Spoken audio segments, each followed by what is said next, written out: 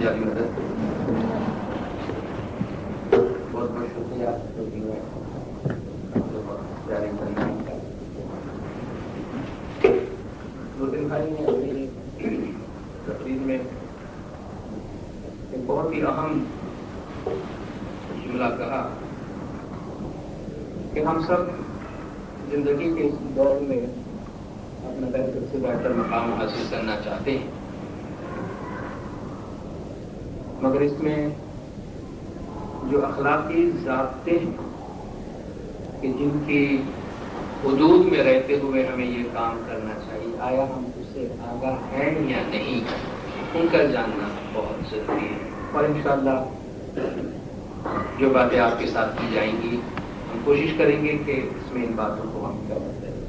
تو آج جو باتیں میں آپ کے سامنے پیش کرنا چاہوں گا اس میں سب سے پہلے میں اپنی تقریر آپ کے سامنے مکمل کروں گا اور آخر میں آپ کو سوالات کا موقع دیا جائے گا. آپ اس عنوان کے حوالے سے جو بھی پوچھنا چاہو کھلے دل سے پوچھیے گا. اس سے آپ کا اور آپ کے دوسرے ساتھیوں کا اور جماعت میں ہمارے دوسرے نوجوان بچوں کا، بھائی اور بہنوں کا بھلا ہوگا. ہم سب جانتے ہیں کہ انسان کی تخلیق میں جو چیز اس سے ممتاز کرتی ہے دوسری تمام مخلوقات میں، وہ انسان کی عقل ہے، انٹلیکٹ ہے. جو مخلوقات میں عظیم ترین مخلوق جو انسان ہے، اس میں دی گئی اللہ کی عظیم ترین نعمت ہے جو اسے نہ صرف دوسرے تمام حیوانات سے ممتاز کرتی ہے بلکہ اس میں یہ صلاحیت پیدا کرتی ہے کہ وہ اچھے اور برے کے درمیان تمیز کر سکے اور اس کے استعمال سے اس کی روشنی میں وہ چل سکے، آگے بڑھ سکے اور کائنات میں گرو کر سکے. انسانی عقل خداوند تعالیٰ کے علم کا تخت ہے، نالج کا تخت ہے. یہ وہ فیکلٹی ہے انسان کے اندر کہ جس کی روشنی میں وہ اچھائی کیا ہے، برائی کیا ہے، اس کے درمیان تمیز کر سکتا ہے. مگر یہ فیکلٹی، انسان کی یہ صلاحیت ایک ایسی صلاحیت ہے کہ جس کو آزاد نہیں چھوڑا گیا. اس کو گائیڈنس کی ضرورت ہے، اس کی پرورش کی ضرورت ہے، اس کی رہنمائی کی ضرورت ہے. یہ ایک صلاحیت ہے جو کسی چیز کو جان سکتی ہے اور اس صلاحیت کی بنیاد پر اسے بتایا جا سکتا ہے کہ کیا اچھا ہے اور کیا برا ہے. اور انسان کی اس عقل جزوی کو، انسان کے اس عقل کو اکیلا اور تنہا نہیں چھوڑ دیا گیا ہے بلکہ اس کی پرورش کا سامان کیا گیا ہے. اور یہ پرورش عقل کل کرتی ہے، ڈیوائن انٹلیکٹ، یونیورسل انٹلیکٹ. وہ عقل کل جس کی جز ہے یہ عقل جز، وہ اس کی پرورش کرتی ہے، اس کو نرچر کرتی ہے، اس کو نرش کرتی ہے اور اس کو کنٹینیوسلی گائیڈ کرتی رہتی ہے. اس لیے آپ دینی تعلیم میں ضرور یہ دیکھتے ہوں گے، آپ پڑھتے ہوں گے کہ انبیاء اور ائمہ علیہ السلام جو ہزاروں سالوں سے دنیا میں آتے رہے ہیں، ان کے جو کام رکھے گئے ہیں یا ان کو جو مختلف القاب سے یاد کیا گیا ہے، ان میں سے ایک یہ ہے کہ ان کو معلم کہا.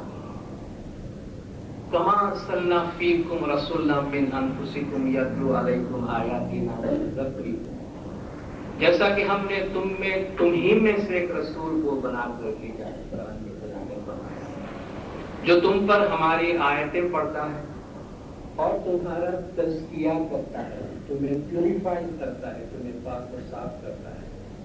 وَيُعَلِّمُكُمُ الْكِتَابَ وَالْحِکْمَةَ، اور تمہیں کتاب اور حکمت کی تعلیم دیتا ہے، علم تم تک پہنچاتا ہے. وَيُعَلِّمُكُم مَّا لَمْ تَكُونُوا تَعْلَمُونَ، اور جو تمہیں نہیں معلوم تھا وہ تمہیں بتاتا ہے. تو خود اللہ تعالیٰ نے انسانی عقل کی تعلیم کا انتظام کیا ہے، اور انبیاء اور ائمہ علیہم السلام اپنی سیرت کے ذریعہ اور اپنی تعلیمات کے ذریعے انسانی عقل کی پرورش کرتے رہے ہیں۔ یہ جو تعلیمات ہے، ان تعلیمات کا ایک حصہ وہ ہے جنہیں اسلامی اصطلاحات میں اوامر و نواہی ہے۔ اوامر امر کی جمع ہے اور نواہی نہیں کی جمع ہے۔ امر و نہیں یا اوامر و نواہی، یعنی یہ کرو اور یہ نہ کرو، کرنے کا حکم دیا گیا اور نہ کرنے کو بھی کہا، یعنی یہ اچھا ہے اور یہ برا ہے وہ اس کو بتایا گیا۔ اوامر میں وہ چیزیں آتی ہیں جو کرنے کو کہا گیا، نواہی میں وہ چیزیں آتی ہیں جنہیں نہ کرنے کے لیے کہا گیا۔ اس سلسلے میں مولانا حضرت امام شاہ کریم الحسینی کا ایک فرمان مبارک آپ کے سامنے پیش کرنا چاہوں گا، جو یونیک فرمان ہے اپنی جگہ پر، اور بہت تفصیل سے مولانا اس فرمان میں کیا کرنا اور کیا نہیں کرنا اس کی بنیاد کی طرف اشارہ کرنا ہے۔ امام نے فرمایا کہ ہمارے پیارے روحانی بچوں، اس ملاقات کے موقع پر 20ویں صدی کے اختتام پر ہم اپنے مریدوں کو زندگی کے بعض اہم پہلوؤں کے بارے میں تاکید فرمانا چاہتے ہیں۔ یہ ایک حقیقت ہے کہ دنیا کے بعض حصوں میں اچھی ترقی ہوئی ہے، جماعت کو بہتر صحت اور بہتر تعلیم حاصل ہے، اور وہ اپنے مستقبل کے لیے بہتر طور پر منصوبہ بندی کرنے کے قابل ہیں، اور اس لیے دنیاوی لحاظ سے وہ زیادہ مستحکم یعنی ایسٹیبلشڈ پوزیشن میں ہے۔ لیکن ہم آپ کو تاکید فرماتے ہیں کہ آپ یہ نہ سوچیں کہ صرف آپ کے ارد گرد کی مادی دنیا ہی ہے جس پر آپ اپنی توجہ، خیالات اور اپنا وقت صرف کریں۔ کبھی نہ بھولیں کہ انسان خواہ وہ اپنے جسمانی زندگی میں کہیں بھی رہتا ہو، اس کا صرف ایک حصہ ہے جو ہمیشہ رہنے والا ہے، وہ اس کی روح ہے۔ وہ جسمانی لحاظ سے ہمیشہ رہنے والا نہیں ہے۔ ہمارا طریقہ اور اسلام مادی زندگی گزارنے کے طریقے کے بارے میں واضح رہنمائی فراہم کرتا ہے۔ کیا اچھا ہے، کیا اچھا نہیں ہے، سماجی رویے یعنی سوشل بیہیویئر کی کیا اخلاقیات یعنی ایتھکس ہے، اور کن اصولوں یعنی پرنسپلز کے تحت آپ کو زندگی گزارنی چاہیے۔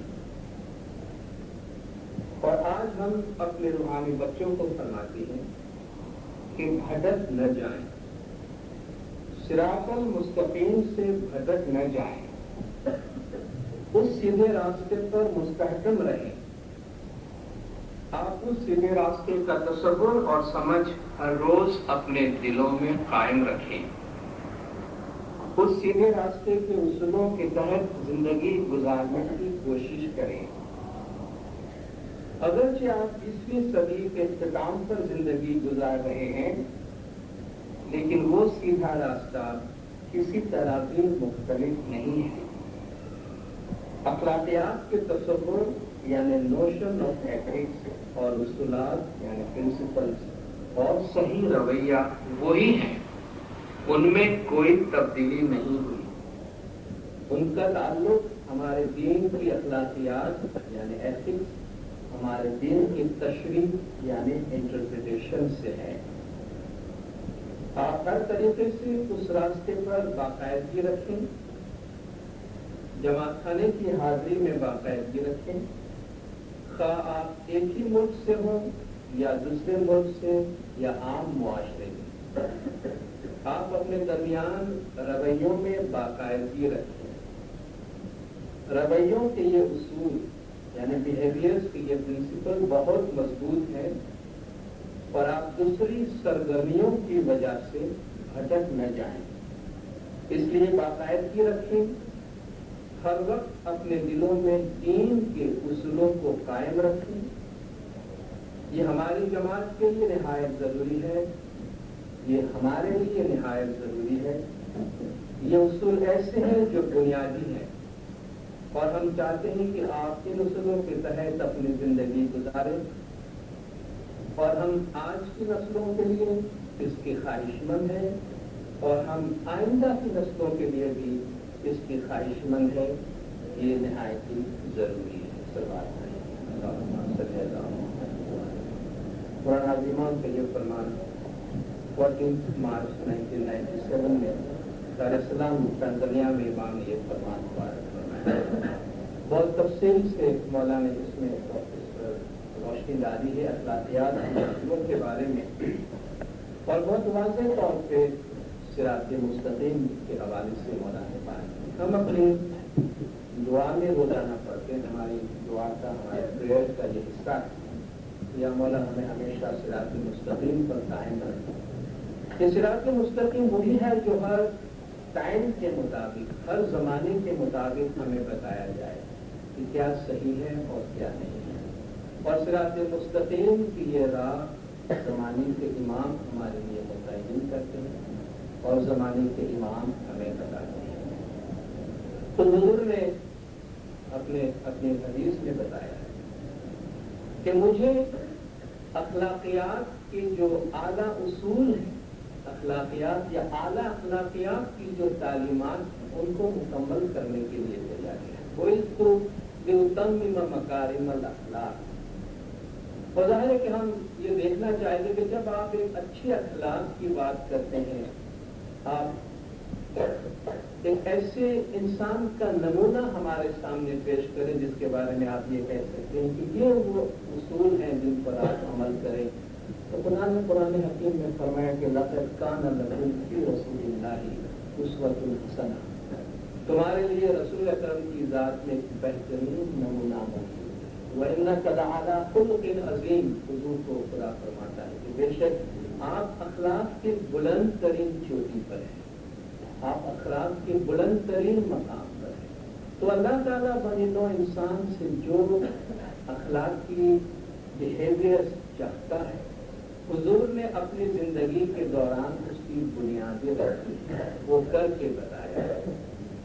اور زمانے کے مطابق حضور کے بعد اس راہ پر ہمیں زمانے کے امام چلاتے ہیں. اور ہمارے لیے یہ بہت ضروری ہے کہ جب ہم کسی راہ پہ چل رہے ہوتے ہیں اور ہمیں اس راہ پہ آنے والی دشواریوں کا پتہ نہیں ہوتا، تو ہمارے سامنے ہمارا جو رہبر چلتا ہے وہ ہمیں جس طرح کی ہدایت کرتا ہے اس ہدایت پر چلنا ہمارے لیے بہت ضروری ہے اور وہ ہمارے حق میں ہے، ہماری بھلائی کے واسطے. شاید ہم زندگی کے اس عمر میں کہ جہاں ہم بہت زیادہ ایکسپیریمنٹس کرنا چاہتے ہیں، اس میں کوئی حرج نہیں ہے کہ ایکسپیریمنٹ کریں. اور شاید ہم بعض اوقات ایسی سوچ میں داخل ہو جاتے ہیں جہاں ہم یہ کہیں کہ ماضی کی ہر باتیں، ہر پرانی باتیں جو ہیں بے بنیاد ہے اور بے اصول ہیں، ہمیں ہر چیز کو نئے زاویے سے دیکھنا چاہیے. بعض چیزیں ہیں جن کا فارم بدلتا ہے مگر جو بنیادیں ہیں وہ نہیں بدلتی. اخلاقیات کی کچھ ایسی بنیادی باتیں ہیں جو زمانے کے ساتھ وہ نہیں بدلتی. جو سچ ہے وہ ہمیشہ سچ ہے، جو ایمانداری ہے وہ ہمیشہ ایمانداری ہے.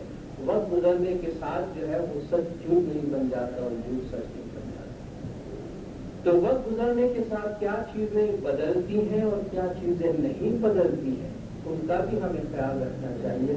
اور اس کے ساتھ ساتھ ہر جماعت، ہر کمیونٹی، ہر سوسائٹی اپنا ایک سیاق رکھتی ہے، اپنا ایک کانٹیکسٹ رکھتی ہے اور اس کانٹیکسٹ میں اسے اپنے آپ کو دیکھنا اور اس کے حوالے سے اپنے آپ کو ریلیٹ کرنا اس کے لیے بہت ضروری ہے. تو اس تمہید کے بعد میں کچھ بنیادی پرنسپلس کے تحت آتا ہوں کہ جن کا ہمیں ہماری زندگی میں خیال رکھنا بہت ضروری ہے. اور یہ وہ باتیں ہیں جو زندگی کے ہر موڑ پر ہمارے ساتھ رہیں گی. خواہ ہمارے حالات کیسے ہوں، خواہ ہم دنیا کے کسی بھی علاقے میں رہ رہے ہوں اور کوئی بھی زمانہ ہو، ان پرنسپلس میں نہ کبھی تبدیلی آئی ہے نہ کبھی تبدیلی آئی ہے۔ سب سے پہلی بات میں اس میں یہ عرض کروں گا، جو ایک قدرت کا قانون ہے اور جو ہمیں ہمیشہ اپنی زندگی میں اپنے ساتھ رکھنا ہے، وہ ہے قانون عمل۔ جو ہم اعمال انجام دیتے ہیں، جو کچھ ہم کرتے ہیں، اب آپ اس عمر میں داخل ہو گئے ہیں کہ جہاں آپ کیا کر رہے ہیں وہ اچھا ہے یا برا ہے، اس کی سمجھ اب آپ کو خود حاصل ہونے لگی ہے یا آپ کو بتایا گیا ہے۔ ہم خود سمجھ سکتے ہیں کہ ہم جو کوئی کام انجام دے رہے ہیں وہ کام اچھا ہے یا برا ہے، اس کے لیے ہمیں تعلیم دی جا چکی ہے۔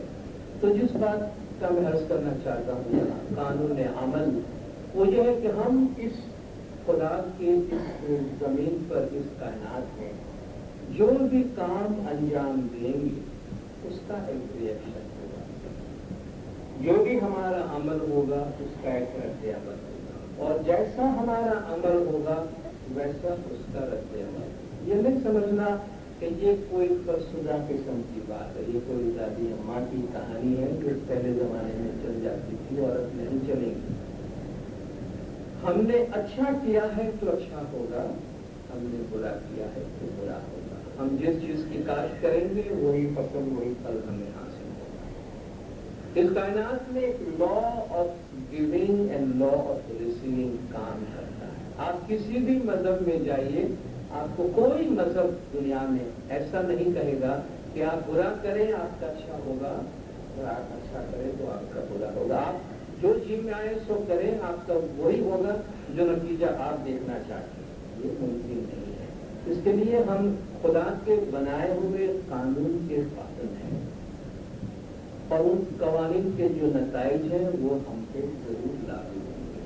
تو ہم جب بھی کوئی عمل انجام دیتے، یاد رکھیے اس کا تعلق صرف عمل کے ساتھ بھی نہیں ہے، اس کا تعلق سوچ کے ساتھ بھی ہے کہ ہمارے سوچ کا بھی رد عمل ہو۔ ہم اپنے ذہن سے بھی کوئی غلط کام کرتے ہیں جس کو بظاہر کوئی دیکھنے والا یا کوئی جج کرنے والا نہیں ہوتا، تو ہم جب سوچتے ہیں اس وقت بھی دھیان رکھیں کہ ہم نے کسی کے لیے برا تو نہیں سوچا اور غلط تو نہیں سوچا۔ تو ہم زندگی میں جس میدان میں بھی ہیں، جو کام بھی کرتے ہیں، شاید کبھی ہمیں ایسا لگے کہ اب ہم کوئی غلط طریقے سے، وہ طریقہ جو ہمیں بتایا گیا ہے کہ صحیح نہیں ہے، اس طریقے سے اگر ہم کام کریں تو نتیجہ فوری حاصل ہو سکتا ہے، مگر شاید وہ سوسائٹی کے لیے، معاشرے کے لیے، اپنے گھر کے لیے، آپ کے خاندان کے لیے، آپ کی اپنی ذات کے لیے وہ اچھا نہ ہو۔ تو لا آف گیونگ اینڈ ریسیونگ میں یہ چیز ہم یاد رکھیں کہ جو ہم دیں گے وہ ہم حاصل کریں گے۔ ہم جیسا کریں گے ویسا ہمارے ساتھ ہوگا۔ اس سے ہم کیا نتیجہ حاصل کرنا چاہتے ہیں؟ اس سے ہم یہ نتیجہ حاصل کرنا چاہتے ہیں کہ ہم کیا چاہتے ہیں کہ ہمارے ساتھ ہو، ہم کیا چاہتے ہیں کہ ہمیں حاصل ہو، ہم کیا چاہتے ہیں کہ ہمیں ملے۔ ہم پہلے یہ کہتے ہیں کہ ہم جو دیں گے وہ ہمیں ملے گا، ہم جیسا کریں گے ویسا ہمارے ساتھ ہوگا۔ تو ہم یہ سوال کریں کہ ہم کیا چاہتے ہیں کہ ہمارے ساتھ کیا ہو۔ ہم یہ چاہتے ہیں کہ ہمارے ساتھ بھلا ہو، ٹھیک ہے، اس کے کیا اصول ہے؟ اس کا اصول یہ ہے کہ ہم دوسروں کے ساتھ بھلا کریں۔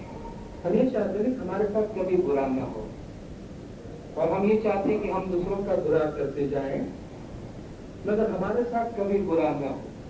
ہم لوگوں سے جھوٹ بولے لیکن مجھ سے کوئی جھوٹ نہ بولے، میں لوگوں سے دشمنی کروں لیکن سب مجھ سے محبت کرے۔ کیا یہ قانون چل سکتا ہے دنیا میں؟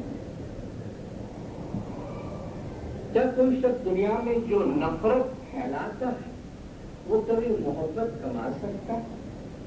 کیا جو شخص دوسرے کو گرانے کی کوشش کرتا ہے، کیا یہ کبھی ممکن ہے کہ وہ شخص اوپر آ جائے گا؟ آپ کو ہمیشہ آپ کے پیرنٹس بھی بتاتے ہوں گے، ٹیچرز بھی بتاتے ہوں گے کہ آپ اس قسم کی باتیں نہ کریں، یہ نہیں کرنا چاہیے۔ وہ کسی قانون کے تحت بتاتے ہیں۔ اسی قانون کے تحت بتا رہے ہیں۔ تو ہم جو حاصل کرنا چاہتے ہیں، ہم چاہتے ہیں ہماری ترقی ہو، ہم چاہتے ہیں ہم دنیا میں بہت بڑے انسان بنے، تو ہماری یہ خواہش ہو کہ ہم دوسروں کے لیے چاہیں کہ وہ بھی بڑا انسان بنے، وہ بھی ترقی کرے، وہ بھی آباد ہو، اس کی بھی عزت ہو۔ آپ دیکھیں جو شخص دوسروں کی عزت نہیں کرتا ہے اس دنیا میں کبھی اس کو عزت نہیں ہوتی۔ خوف کے مارے شاید لوگ اس کو سلام کر لیتے ہوں گے، لیکن دل سے تو ان کا احترام نہیں ہوگا۔ تو اس کائنات میں جو لا آف گیونگ اینڈ ریسیونگ ہے وہ یہ ہے کہ جو ہم دیتے ہیں وہی ہم حاصل کریں گے، جو ہم بوئیں گے وہی ہم پائیں گے۔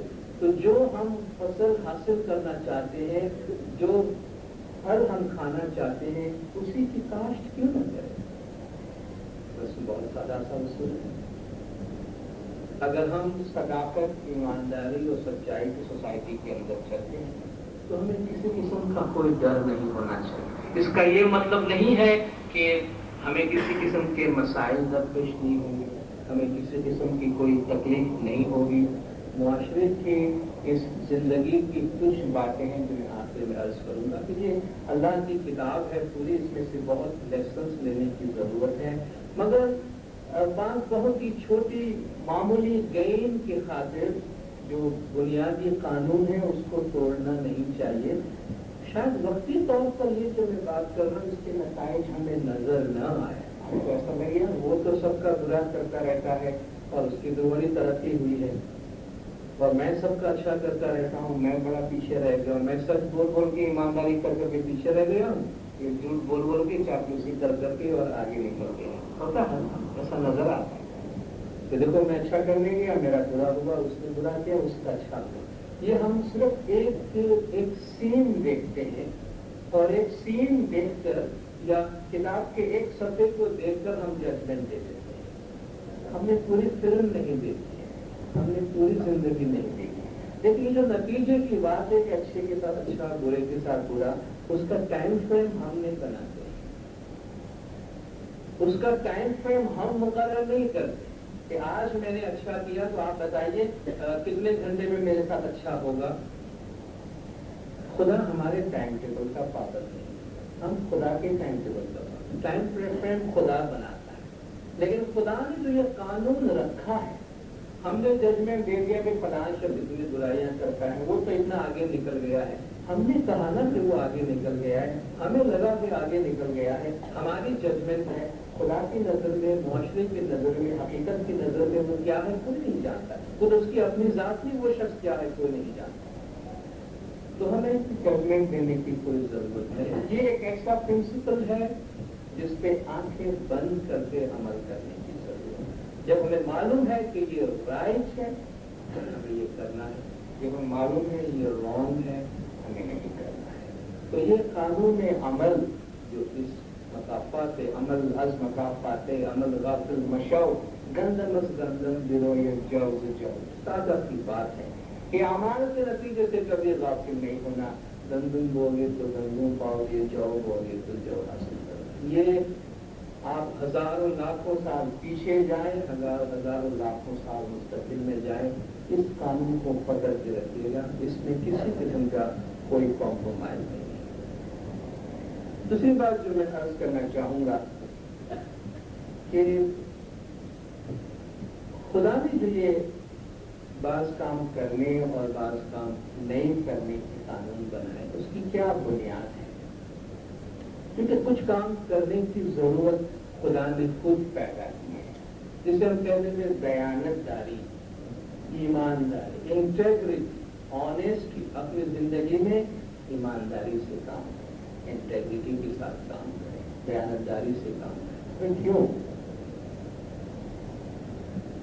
یہ جائز اور ناجائز کی بات آپ کرتے ہیں، جائز اور ناجائز کیا ہے؟ خدا نے ہم سب میں ایک ضرورت پیدا کی ہے، ایک نیڈ پیدا کی ہے۔ ہم سب کو خدا نے جسم دیا ہے، ہم سب کو بھوک لگتی ہے، ہم سب کو بھوک لگتی ہے، اور بھوک لگتی ہے، پیاس لگتی ہے تو ہمیں کھانے اور پینے کی ضرورت ہے۔ آپ نے دیکھا ہوگا جب تک ہماری عقل پکی نہیں تھی جب تک ہماری عقل ڈیولپ نہیں ہوئی تھی، ہم جب ظاہر بچپن کی بہت چھوٹی حالت میں ہوتے ہیں تو ہماری عقل اتنی بالغ نہیں ہوئی ہوتی ہے کہ ہمیں اچھائی برائی کا پتہ چلے، صحیح ہے نا؟ ہمیں جبرن کچھ کام کرایا جاتا تھا، اس وقت شاید ہم لوگوں کے ہاتھ سے چھین کر کھاتے تھے، یا کسی کو پوچھے بغیر کوئی سامان کے ہم سے اٹھا لیتے ہیں، کہ ہمیں بھوک لگی ہے، کھانا پڑا ہے، پوچھنا نہیں پوچھنا کیا ہے، مجھے نہیں معلوم پوچھنا کیا پوچھنا، یہ تو حیوان والی حالت ہے۔ ایک جانور کیا کرتا ہے؟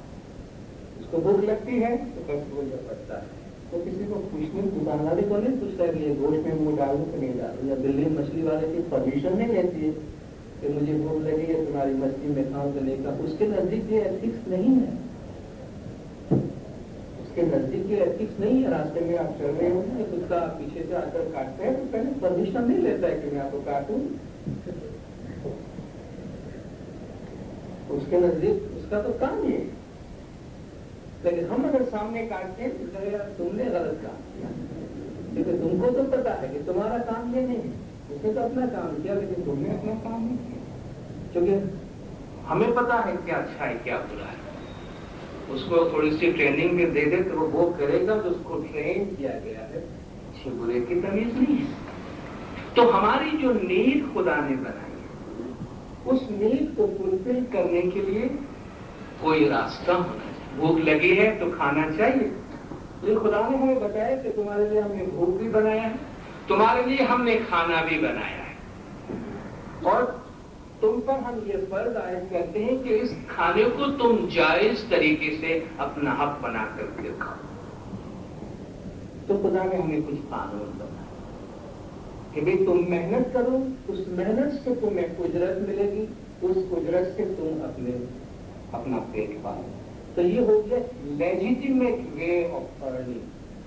میں کہتا ہوں مجھے اس سے کوئی لینا دینا نہیں ہے، میرے ہاتھ میں جو بھی آئے گا میں جھپٹ لوں گا، تو وہ لیجیٹیمیسی ختم ہو جاتی، پھر انسان اور حیوان میں کوئی فرق نہیں رہتا۔ تو ضرورت خدا ہر چیز میں پیدا کرتا ہے، اور جہاں خدا نے ضرورت پیدا کی ہے اس ضرورت کو پورا کرنے کا سامان بھی رکھا ہے۔ یہ بھوک ہے، یہ کھانا ہے، اس بھوک اور کھانے کے درمیان خدا نے قانون رکھا ہے جو اخلاق کا قانون ہے کہ اگر تم نے اس کھانے کو ناجائز طریقے سے ہاتھ لگایا تو وہ قانون کی خلاف ورزی ہے، کیونکہ اس کا نقصان تمہیں بھی ہے، اس کا نقصان معاشرے کو بھی ہے، اس لیے تم ایسا نہیں کرو۔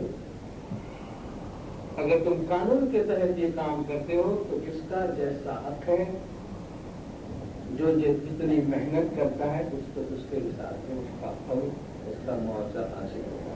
تو یہ ہے جائز اور ناجائز کا راستہ۔ تو جب ہم معاشرے میں جاتے ہیں تو معاشرے کا بھی کچھ قانون ہوتا ہے۔ خدا نے روزی روزگار کمانے کے واسطے ہمیں کچھ پرنسپلس دیے ہیں، وہ یہ کہ دیانت داری، ایمانداری کے اصول کے مطابق اپنی روزی کمانے کی فکر کرو۔ اگر دیانت داری کے وہ اصول ہم نے چھوڑ دیے تو معاشرہ حیوانوں کا معاشرہ ہو جائے گا۔ آپ لوگ اس عمر میں ہیں اور اس عمر میں اور آنے والی عمر میں میں کھل کے تھوڑی سی بات کروں گا، کیونکہ ہم ہمارے بیٹے بیٹیاں بھائی بہن سب یہاں بیٹھے ہیں، جہاں ہم جائز اور ناجائز کی بات کرتے ہیں پورے معاشرے میں تہذیب کے حوالے سے، اخلاق کے حوالے سے بھی خدا نے مرد اور عورت کے تعلقات کی بھی کچھ بنیادیں رکھی ہیں۔ خدا نے ہر کائنات کی ہر چیز کو پیرس میں بنایا، خدا نے کائنات کی ہر چیز کو جوڑے میں بنایا، ہر چیز کو خدا نے جوڑے میں بنایا ہے، یعنی ہر جنس میں خدا نے میل اور فیمیل بنایا، اور یہ ایک قدرت کا بنایا ہوا طریقہ ہے کہ یہ ایک جوڑا مکمل بننے کے بعد ایک شخصیت بنتی ہے، ایک یونٹ مکمل ہوتی ہے۔ تو مرد اور عورت کے تعلقات آپس میں ہونا یہ خدا نے ایک نیڈ بنائی ہے، یہ خدا نے ایک ضرورت بنائی ہے۔ اس لیے عام طور پر کوئی لڑکی نے لڑکی کو دیکھ لیا، کوئی بڑا جزا قسم کا لڑکا ہے لڑکیوں کو دیکھتا ہے، یا لڑکی نے لڑکے کو دیکھ لیا، کوئی پتہ نہیں کس بڑی بڑی بے شرم لڑکی ہے لڑکوں کو دیکھ رہی ہے، کہ عجیب سی چیز ہم ججمنٹ دیتے ہیں۔ ممکن ہے آپ کسی کانٹیکسٹ میں کسی ٹائم میں یہ بات کہیں، ورنہ یہ تو نیچر نے خود میں ایک ضرورت بنائی ہے کہ بھائی انسانی معاشرے میں میل اور فیمیل، مرد عورت، لڑکا لڑکی ساتھ میں ملنے کے بعد ہی خاندان وجود میں آتے ہیں اور آگے بڑھتا ہے. یہ ایک نیڈ، یہ ضرورت ہے، اور ضرورت خدا نے پوری کی ہے. مگر اس ضرورت کو پوری کرنے کے لیے خدا نے قانون دیا ہے، خدا نے اس کو لیجیٹیمائز کیا ہے، اور وہ لیجیٹیمائز کیے جانے کی وجہ سے خاندان کی عزت اور شرافت اور سوسائٹی کی ڈیسینسی موجود ہے. بھئی آپ کہتے ہیں سوسائٹی میں خدا نے سب کو جوڑوں میں بنائے، ہماری مرضی ہے، ہم جو معاشرے میں چاہیں کرتے پھریں، جن سے ملے ان کے گھر جائیں. بھائی یہ کیا اتنی ساری پابندیاں ہیں؟ تو وہ تو جنگلوں میں حیوان لوگ کرتے ہیں، انسان نہیں کر سکتا ہے. اس کو لیجیٹیمائز کیا جاتا ہے، اس کو قانونی شکل دی جاتی ہے. اس رشتے میں جس طرح کھانے پینے میں آپ اگر روزی محنت سے کما کر لاتے ہیں تو کہیں گے خون پسینے کی کمائی ہے، آپ بڑی عزت سے کھائیں گے اور معاشرہ آپ کی عزت سے دیکھے گا. بھلے آپ ایک سوکھی روٹی کھا رہے ہیں، لیکن اگر آپ ڈاکہ مار کے لاکھوں کروڑوں کا بھی کہیں سے لے کر آتے ہیں، بے شک کھائیں، اس کو کھاتے بھی ہوں گے لوگ، لیکن وہ ایکسیپٹیبل نہیں ہے کسی بھی معاشرے. وہ معاشرے کی شائستگی نہیں ہے. اسی طرح یہ جو ہمارے تعلقات ہیں، آپ جو آگے بڑھیں گے یاد رکھیے ان تعلقات میں ایک شائستگی ہے، ایک ڈیسینسی ہے. اس میں عزت آبرو اور شرافت کے حوالے سے کچھ بات کی جاتی ہے جو سوسائٹی ہم پہ مقرر کرتی ہے، جو مذہب ہم پہ مقرر کرتا ہے، جو ہمارے خاندان ہمارے لیے بناتے ہیں. اور ان دائرے میں رہتے ہوئے کوئی بھی آپ یوں دیکھیں بھائی پیرنٹس عام طور پر بچوں پابندیاں لگاتے ہیں، بھائی لڑکوں سے مت ملنا، لڑکیوں سے مت ملنا. کیا اس کا مطلب کسی بھی خاندان میں یہ ہوتا ہے کہ کبھی بھی اپنے بیٹوں کی شادی نہیں کرائیں گے، کبھی بھی اپنے بیٹیوں کی شادیاں نہیں کروائیں گے؟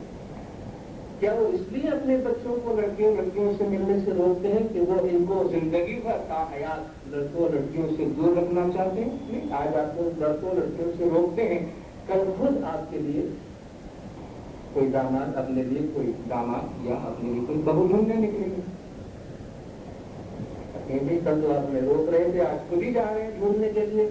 یہ طریقہ ہے سوسائٹی، یہ طریقہ ہے کہ ایک چیز موجود ہے مگر اسے ایک ایکسیپٹیبل طریقے سے شائستگی کے ساتھ اپنایا جاتا ہے. تو جب ہم دیانتداری کی بات کرتے ہیں، جب ہم کسی چیز کے لیجیٹیمیٹ طریقے کی بات کرتے ہیں، تو سوسائٹی کے کچھ نارمز ہیں، کچھ ایتھیکل ویلیوز ہیں. ان ایتھیکل ویلیوز کے حوالے سے ان رشتوں کو اور ان تعلقات کو دیکھنا چاہیے، اور اسی کی روشنی میں ہمیں معاشرے کے اندر آگے بڑھنے کی کوشش کرنی چاہیے.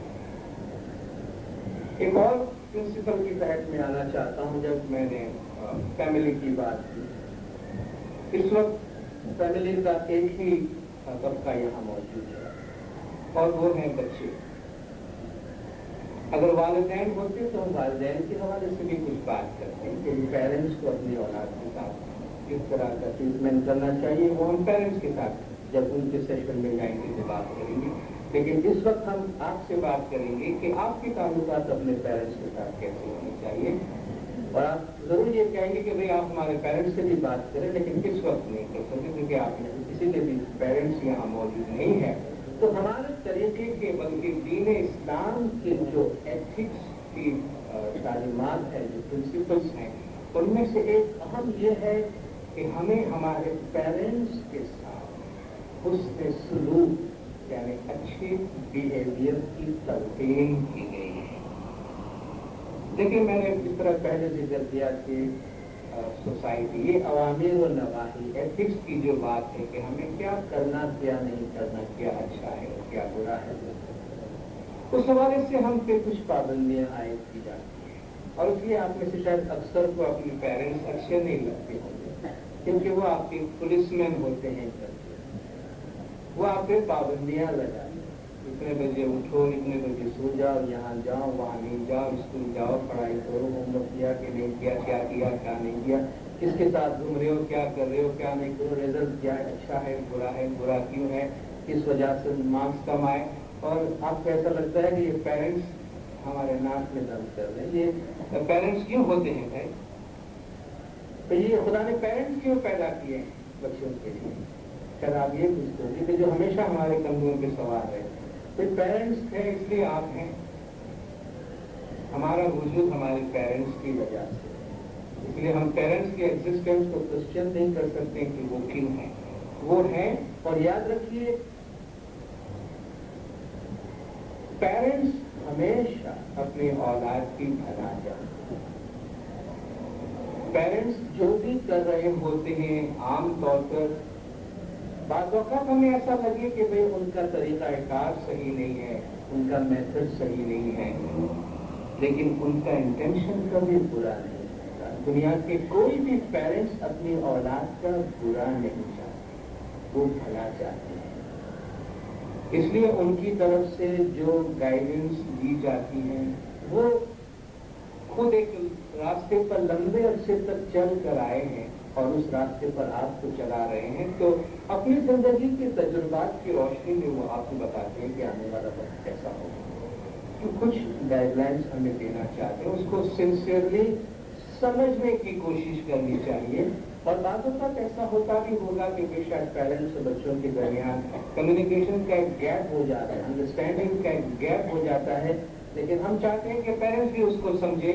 इस लेवल पर हम चाहेंगे कि आप इसको समझें। पेरेंट्स अपने लेवल पे सोचते हैं, आप अपने लेवल पे सोचते हैं, लेकिन घर के एनवायरनमेंट को बहुत प्यारा रखने के लिए ये बहुत जरूरी है कि हम अपने पेरेंट्स के साथ उसमें सलूक रखें।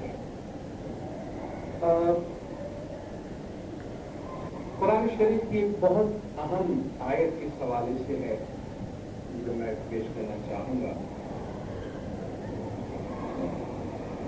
तो मौलाना ने भी अपने फरमान में इशारा फरमाया है कि भाई जो इसको देखना चाहते हैं, लिखा हुआ हमारी तालीम में है, वो देख सकते हैं। खुदा ने फरमाया कि वो क़ज़ा रब्बुक अल्ला तअबुदू इल्ला इय्याहु, खुदा ने तुम्हारे लिए हुक्म दिया है कि उसके सिवा किसी और की इबादत नहीं करोगे। व बिल वालिदैनि इहसाना, और पेरेंट्स के साथ अच्छा सलूक करोगे, एहसान से पेश आओ। इम्मा यबलुगन्ना इंदकल किबर अहदहुमा औ किलाहुमा, अगर उनमें से एक या दोनों तुम्हारे नजदीक बड़ी उम्र को पहुंच जाए। इस वक्त आप लोग जिस एज ग्रुप के यहाँ हैं, मुझे यकीन है कि आप में से किसी के भी पेरेंट्स बहुत बड़ी उम्र के नहीं होंगे, लेकिन एक दिन जरूर बड़ी उम्र के हो जाएंगे।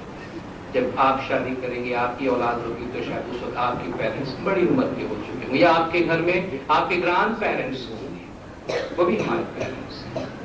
तो खुदा ने फरमाया कि इम्मा यबलुगन्ना इंदकल किबर अहदहुमा औ किलाहुमा, इनमें से कोई एक या दोनों तुम्हारे नजदीक बड़ी उम्र को पहुंच जाए, यानी तुम्हारे सामने है और वो बड़ी उम्र को है।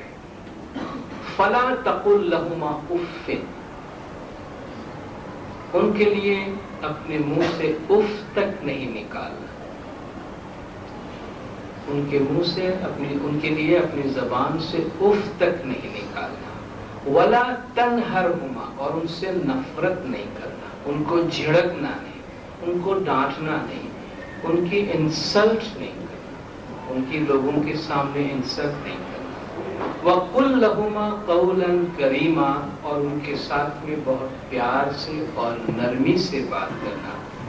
वक़्फ़िज़ लहुमा जनाह ज़ुल्ल मिनर रहमत, प्यार और मोहब्बत से अपने बाजुओं को उनके आगे फैलाए रखना। वक़ुल रब्बिरहमहुमा कमा रब्बयानी सग़ीरा, और कहना कि मेरे परवरदिगार उन पे इसी तरह रहम कर जिस तरह इन्होंने बचपन में हमें संभाला है। अब तो हम बड़े हो गए, शायद कल और जवान होंगे और हम अपनी अपनी राहों पे चल देंगे दुनिया में। हमारे पेरेंट्स को, हमारे ग्रैंड पेरेंट्स को हमारी जरूरत होगी और उनको बिल्कुल फरामोश नहीं करना चाहिए। कल आप बड़े होंगे, आपकी शादियां होंगी, आपकी औलाद होगी, आप अपनी औलाद को किस तरह ट्रीट करेंगे? बहुत प्यार मोहब्बत, عام طور پر آدمی اپنے فیوچر پہ انویسٹ کرتا ہے، کوئی اپنے پاسٹ پہ انویسٹ نہیں کرتا. کیوں لوگ اپنے پیرنٹس کو اتنے خاص نہیں ڈالتے ہیں اور اپنے بچوں کو وہ سارا پیار دیں گے، لیکن ماں باپ کے لیے زیادہ کچھ کرنے کو تیار نہیں. ماں باپ گزر گئے، ان کا ٹائم چلا گیا، پاسٹ ہے، انویسٹمنٹ فیوچر میں ہوتی ہے. تو آپ دیکھیں ہم اپنے فیملی ریلیشن کے اندر بھی کتنی زیادہ میٹیریلسٹک ہوتے جا رہے ہیں. کاش ہمیں یہ معلوم ہو کبھی کہ ہمارے پیرنٹس نے کس طرح ہمیں رکھا ہے، کس طرح ہمیں سنبھالا ہے، تو شاید ہم اس بات کی قدر کر سکیں کہ انہوں نے کیا کچھ قربانی دی ہے ہمارے لیے. مولانا حضرت امام نے اپنے فرمان میں ٹورنٹو میں فرمایا، اگرچہ یہ فرمان کچھ حد تک ویسٹرن انوائرمنٹ کے کانٹیکسٹ میں ہے، مگر ہمارے انوائرمنٹ میں بھی یہ بات داخل ہوتی جا رہی ہے، اور اس وقت سے آپ کو یہ بتا دینا بہت اچھی بات ہے تاکہ ہم فیوچر کے بارے میں کیئرفل رہیں. ٹورنٹو میں امام نے یہ بات 1992 میں فرمایا کہ دوسری بات یہ ہے کہ آپ اپنے ذہن میں رکھیں کہ مغربی دنیا میں اپنے آپ کو آباد کرنے کا مطلب ایک مختلف قسم کی خاندانی زندگی یعنی فیملی لائف کی طرف دیکھنا بھی ہے.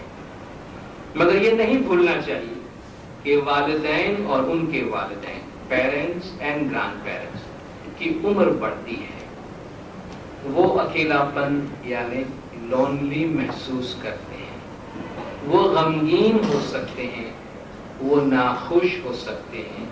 اور اگرچہ مغربی دنیا کی اکنامک لائف کی طرف سے پریشرز ہیں، پھر بھی بڑی عمر کے افراد کے لیے محبت اور شفقت اور ان کے لیے فکر ہمارے طریقے کے ایتھک کا حصہ ہے. جو دیکھنا چاہتے ہیں ان کے لیے یہ واضح طور پر لکھا ہوا ہے. اس لیے ہم ریکویسٹ کرتے ہیں کہ نوجوان نسل اسے ذہن میں رکھے. اگرچہ یہ مشکل ہو سکتا ہے، تاہم جوں جماعت اپنے آپ کو مغربی دنیا میں آباد کر رہی ہے، یہ ہمارے لیے ایک فکر کی بات ہے. امام کے لیے یہ ایک فکر کی بات ہے کہ جماعت اور خاص طور پہ نوجوان اپنے پیرنٹس کی طرف سے غافل ہوتے جا رہے ہیں. اور جیسے جیسے ہم اپنی فیملی کی طرف، اپنے گھر کی طرف نظر کریں گے، ہماری عمر کے ساتھ ساتھ ہمارے پیرنٹس، گرانڈ پیرنٹس کی عمر بھی بڑھتی ہے.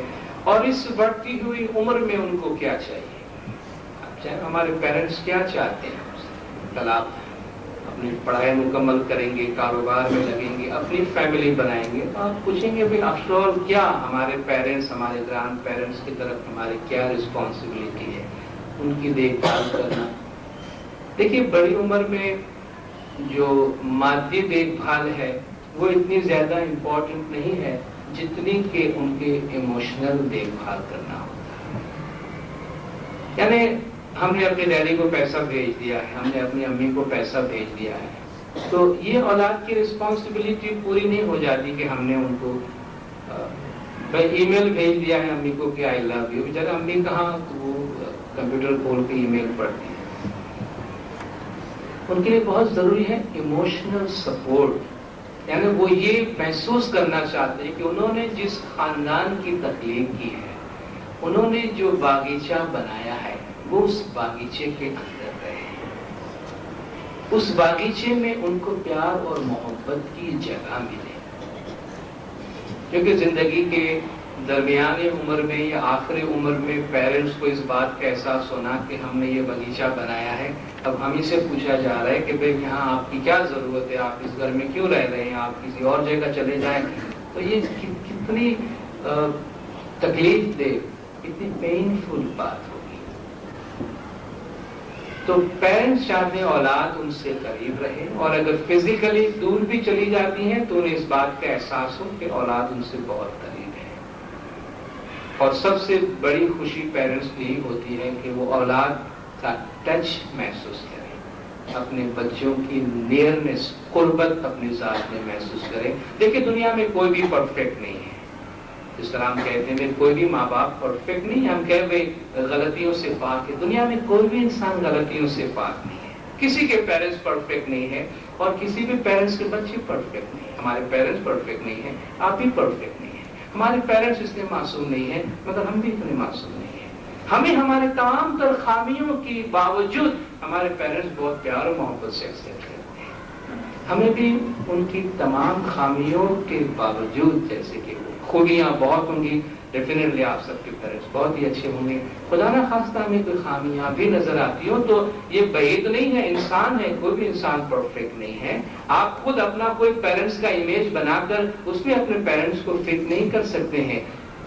انہیں اسی طرح جیسے کہ وہ ہیں پیار اور محبت سے ایکسپٹ کرنے کی ضرورت ہے.